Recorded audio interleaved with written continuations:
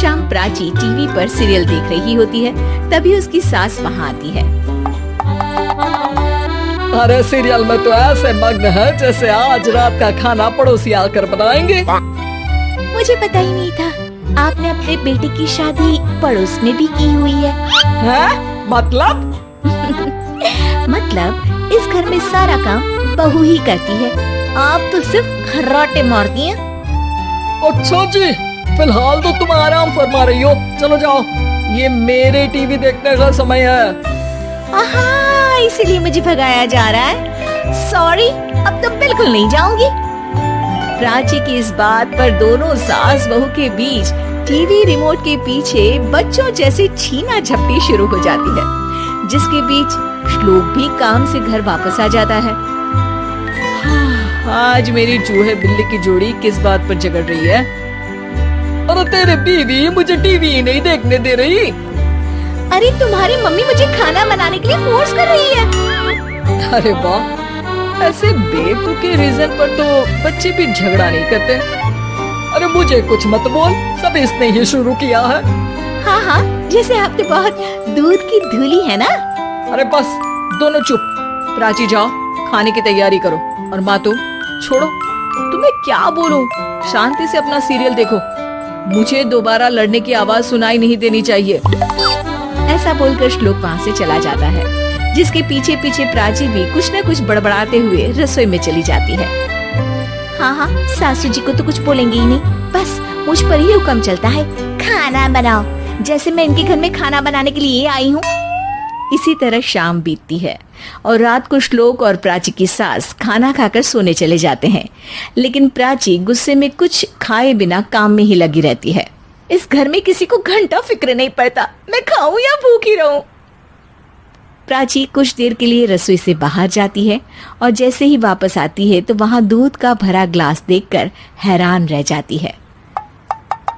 फिक्र पूरी है, बस दिखाना नहीं है। प्राची दूध पीकर सोने चली जाती है और अगली सुबह एक बार फिर सास बहू का कार्टून नेटवर्क स्टार्ट हो जाता है। ये तुमने ही किया है। अरे अजीब जबरदस्ती है, मैं बोल रही हूँ मैंने कुछ नहीं किया। दोनों ने मिलकर पूरे घर को पागल खाना बनाया हुआ है। यहाँ कोई नॉर्मल इंसान तो रह ही नहीं सकता, इसीलिए अब पड़ोसी क्या रिश्तेदार भी घर आने से कतराते हैं। और सुन बेटे, तू भी चंगा, तेरी माँ भी चंगी, तेरी बीवी भी चंगी, रिश्तेदार। हाँ जी, आपको नहीं पता क्या, गंगाधर ही शक्तिमान है, रिश्तेदार ही। हाँ हाँ, बस समझ गया। कभी जानवरों जैसे लड़ेंगी तो कभी जुगलबंदी करेंगी। भाई मैं आप दोनों के बीच में नहीं फंसना चाहता। सास बहू की इस मनमौजी जोड़ी से परेशान होकर श्लोक अपना सिर खुजलाता वहां से चला जाता है। चलो अब मैं भी कीर्तन में जा रही हूँ। इस पर जैसे ही सास कमरे में अपना पर्स लेने जाती है तो वहां नाश्ते की प्लेट रखी देख मुस्कुराने लगती है और नाश्ता करके घर से बाहर निकलते हुए कुछ पैसे टेबल पर रख जाती है, जिसके कुछ देर बाद सिलेंडर वाला घर आता है। ओ मुरी मैया, मैं सिलेंडर के बारे में तो बिल्कुल भूल ही गई थी। घर खर्च के सारे पैसे भी मम्मी के पास है और श्लोक से बोला तो उल्टा 4 बात सुनाएंगे।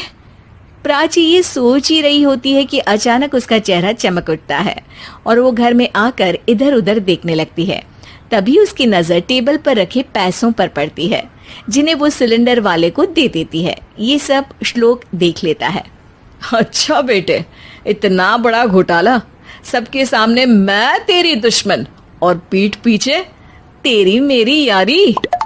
इस पर श्लोक एक प्लान बनाता है और शाम को सब एक साथ बैठे होने पर बोलने लगता है।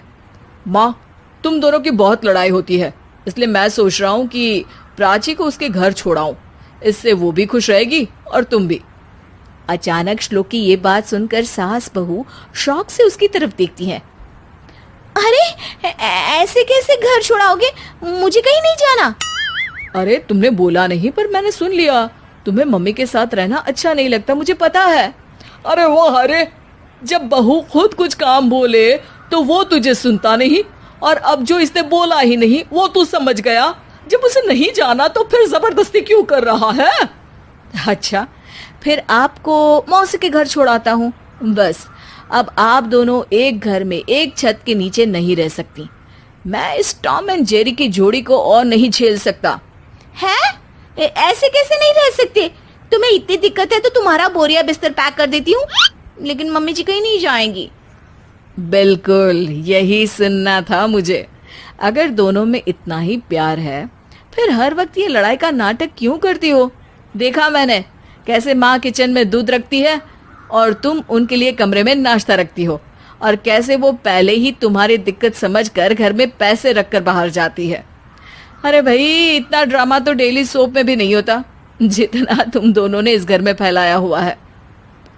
तू हमें टॉम एंड जेरी बोलता है ना, तो याद कर वो दोनों भी एक दूसरे को बाहर वालों की बुरी नजर से बचाने के लिए हमेशा सबके सामने लड़ते थे, लेकिन अकेले में दिक्कत के समय मदद भी तो करते थे। बस हमारा रिश्ता भी कुछ ऐसा ही है। और वैसे भी अगर सास बहू में तू मैं नहीं होती तो दुनिया वालों को कहानियां कैसे मिलेंगी?